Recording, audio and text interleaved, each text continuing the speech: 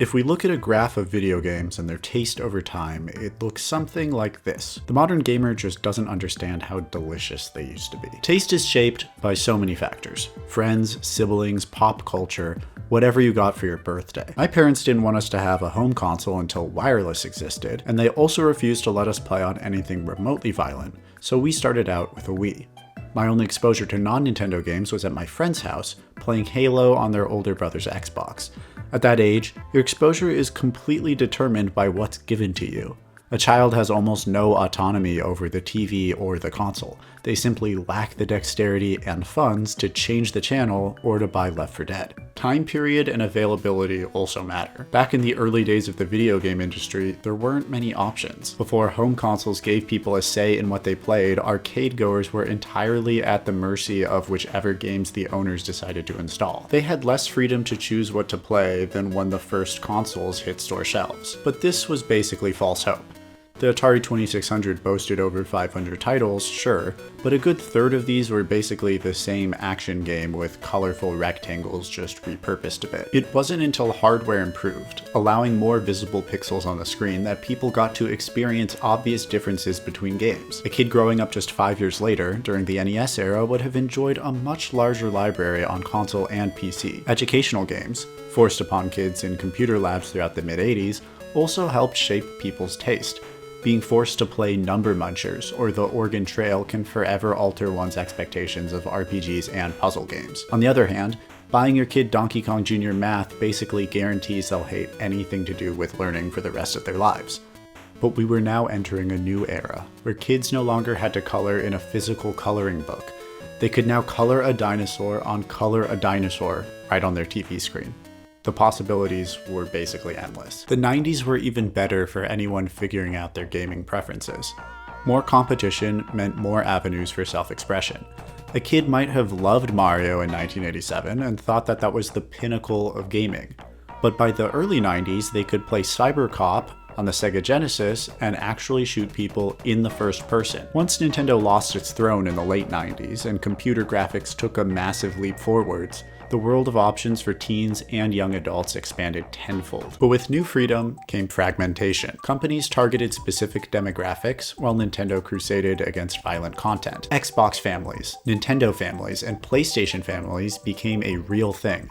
That means that if you were a Nintendo kid who wanted to play Halo, you had to find an Xbox friend with lax parental supervision and marathon it on a sleepover until 4 a.m. Nowadays it's different.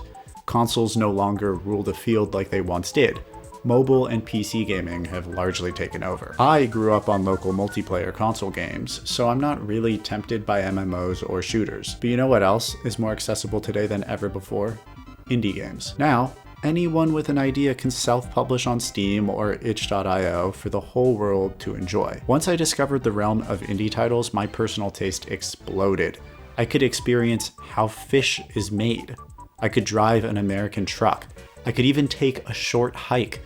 But modern parents, thanks to a combo of ignorance and a broader cultural shift, just tend to hand their kids Roblox or Flappy Bird on an iPad and tell them to knock themselves out for a few hours. So, just like a parent might force their kid to become a football star because they peaked as a high school varsity captain and blew out their ACL in college, rendering them unable to complete their dream of becoming an NFL player, thus forcing them to live vicariously through their boy and ultimately leading to some major fallout when they realize that their dad has treated them like a puppet for their entire childhood. I've already crafted a perfect plan for what my kid is going to play at every step of their life. I'm starting them off with Fisher-Price Laugh and Learn Toy Twist and Learn Gamer. Classic. It's perfect for early indoctrination without frying their developing retinas with flashing lights. And if I'm feeling generous, I might even toss in the Laugh and Learn Lil Gamer.